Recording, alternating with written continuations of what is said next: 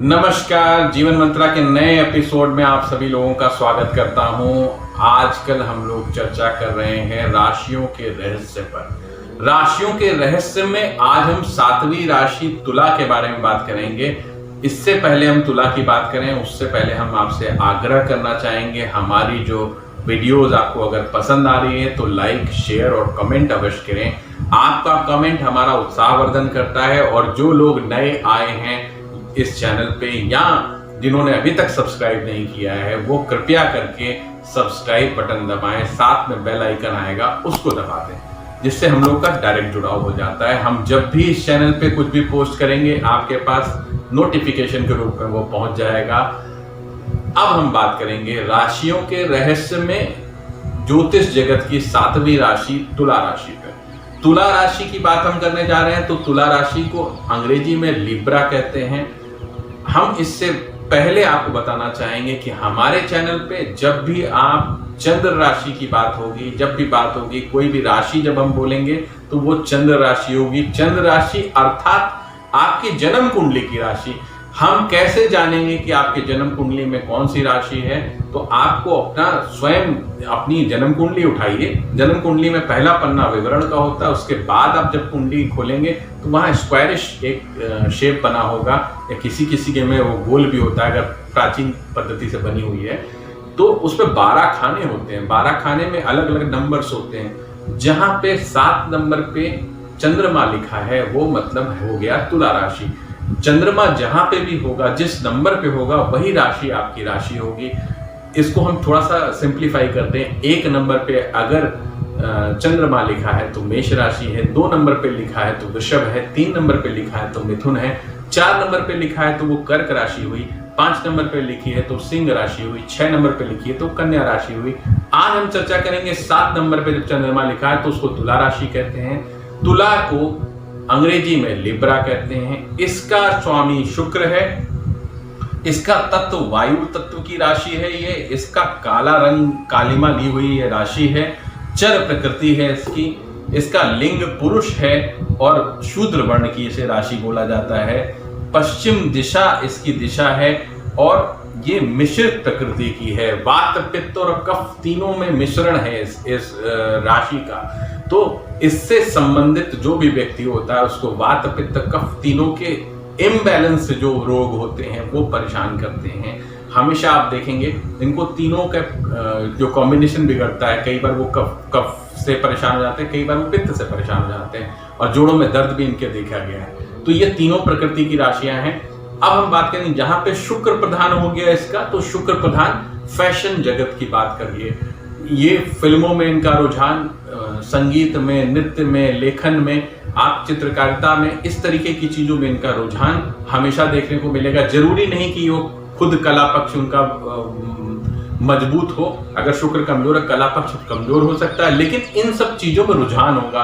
वो फिल्म देखना पसंद करेंगे, वो किसी म्यूजिक एल्बम को देखना पसंद करेंगे, वो किसी चीज को पढ़ना पसंद करेंगे, वो फिल्म इंडस्ट्री से काफी अट्रैक्ट रहते हैं। ग्लैमर जगत, आज की डेट पे ग्लैमर जगत में थोड़ा सा न्यूज चैनल भी जुड़ गया है, तो न्यूज चैनल में न्यूज एंकर्स और इन सब लोगों के भी वो फैन होते हैं या वो इससे बड़े इन्फ्लुएंस्ड होते हैं।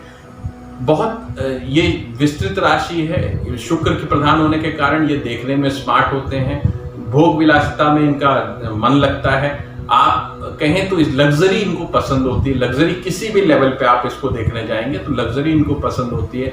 मतलब इनको परफ्यूम लगाना, अलग अलग ब्रांड के परफ्यूम, आप कारों की बात करें या आप बात करें मोबाइल्स की, आप बात करें किसी भी गैजेट की जो आज की डेट में एक लग्जरी का साधन है, उसमें इनका दिमाग लगता है। उसमें ये महंगी से महंगी वस्तुओं को सर्च करते हैं, देखते हैं, खरीदने का प्रयास करते हैं। ये इस चीजों में थोड़ा दिमाग लगाते हैं। किसी भी चीज में इनका बहुत ही अच्छे कैलकुलेटिव होते हैं। बहुत ही तुला, क्योंकि अगर देखा है तो तराजू की बात करें तो बड़े बैलेंस होते हैं। ये किसी भी व्यक्ति की एक खास बात इनकी खास बात ये होती है, किसी भी व्यक्ति को ये बहुत क्लोज नहीं मानते और किसी को बहुत दूर नहीं मानते।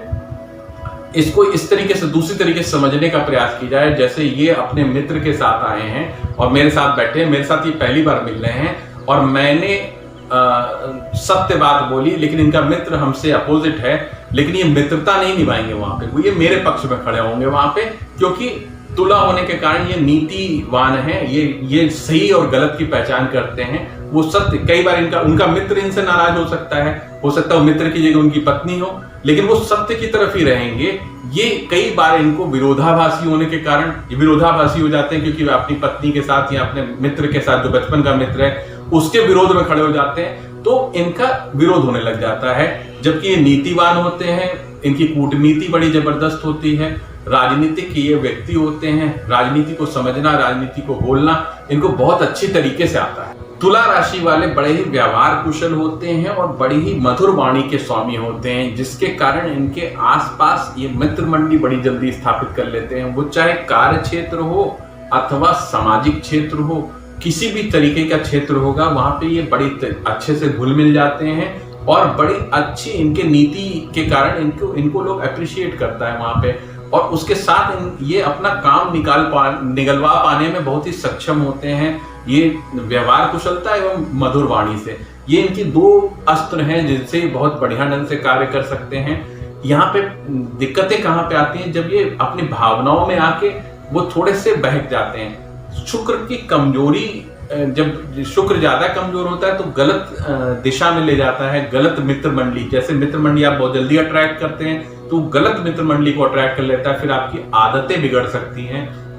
वो किसी चीज का बहुत एक्सेसिव वे में नशा भी तक भी ले जा सकता है, या किसी भी क्षेत्र में वो किसी भी चीज में शुक्र जो है वो हर विलासिता की चीज का मालिक होता है। विलासिता अत्यधिक जब भी होती है तो विनाशकारी होती है, ये हमेशा ध्यान रखें। ज्यादा चीजें बोलने की आवश्यकता नहीं, आप खुद समझदार हैं, आप बहुत चीजों को, थोड़ी सी बात को बहुत अच्छे से समझ लेते हैं, इसका विशेष ध्यान देना है। वो गलत लोगों से सोहबत करा के गलत विपरीत लिंगियों के पास भी ले जा सकता है, इसका विशेष ध्यान देना है आपको। अगर आप इस फील्ड में गए या आप गलत सोहबत में गए तो आपका सामाजिक तिरस्कार होता है, जो कि आपके लिए शुभ नहीं होता है। इसलिए हमेशा अपनी मधुर वाणी और अपने अच्छे व्यक्तित्व का अच्छे लोगों के साथ बैठें, और सामाजिक जितने जीवन में आप उतरेंगे उतना ज्यादा आप लाभ ले पाएंगे, क्योंकि समाज में, राजनीति में आप जब जुड़ जाएंगे तो बहुत अच्छी तरीके से आप अपनी उस चीजों को और आगे टॉप पे ले जा सकते हैं, क्योंकि आप सामाजिक व्यक्ति हैं। समाज में आपको कैसे बैठना है, कैसे बोलना है, ये आपको बखूबी आता है। इस पे काम करें, ये अगर आपने कर लिया तो आपके लिए बहुत अच्छा रहेगा। तुला राशि वाले विपरीत से विपरीत परिस्थितियों में बड़े धैर्य का परिचय देते हैं और बड़े धैर्यवान बने रहते हैं। टकराव से बचने का प्रयास करते हैं, जल्दी टकराते नहीं हैं। हाँ, थोड़ा सा इनको कहा जाए कि ये चीजों से, परिस्थितियों से थोड़ा भागते हैं। इनको दब्बू तो नहीं कहा जाएगा, लेकिन हाँ थोड़ा सा परिस्थितियों से भागते हैं। सामने आके फेस करना है इनको थोड़ा सा अच्छा नहीं लगता, या उसे कहें कि वो थोड़ा सा कट के निकलना चाहते हैं, वो चीजों को चलते देना चाहते हैं, किसी चीज को खत्म करना नहीं चाहते। ये इनकी एक सबसे बड़ी कमी मैं मानता हूं, क्योंकि ये किसी भी चीज को, अगर आप किसी समस्या को अगर खत्म नहीं कर रहे हैं तो समस्या धीरे धीरे करके बढ़ती जाएगी। इसका विशेष ध्यान रखना है। इनके ऊपर आलसी होने का भी कई बार आरोप लगता है, क्योंकि ये निर्णय नहीं ले पाते। इनके निर्णय लेने में इतना ज्यादा सोच के इतना पजल्ड हो जाते हैं, जिस कारण से कोई निर्णय नहीं ले पाते। इस कारण से लोग इनको आलसी या कहता है कि ये मतलब किसी चीज के लिए फोकस्ड नहीं है, जबकि ऐसा नहीं है। वो दिन भर मंथन कर रहे हैं उस चीज पे, लेकिन उन चीजें निकाल नहीं पा रहे हैं। इस चीज को समझना बहुत जरूरी है। तुला राशि वाले बड़े भावुक होते हैं, भावुकता ही इनका सबसे माइनस पॉइंट होता है। इस चीज को सब लोग नहीं समझ पाते हैं, इसके कारण इनको मिस इंटरप्रेट किया जाता है। हमेशा से तुला राशि वालों को मिस इंटरप्रेट होने का ये कड़वा घूंट पीना पड़ता है। हर जगह पे इनको गलत तरीके से समझा जाता है, गलत तरीके से लोग इंटरप्रेट कर देते हैं कि आप ऐसे हो, आप ऐसे हो, आप ऐसे हो, जबकि ये व्यक्ति उतना खराब नहीं होता जितना इसको कह दिया जाता है। आप इसका विशेष ध्यान रखें। तुला राशि वालों को हमेशा ध्यान रखना है, उसको एक ऐसा योग्य व्यक्ति, मित्र हो, गुरु हो, कोई एक ऐसा व्यक्ति, सलाहकार चाहिए जिसकी सलाह से वो कार्य करे, पहली चीज।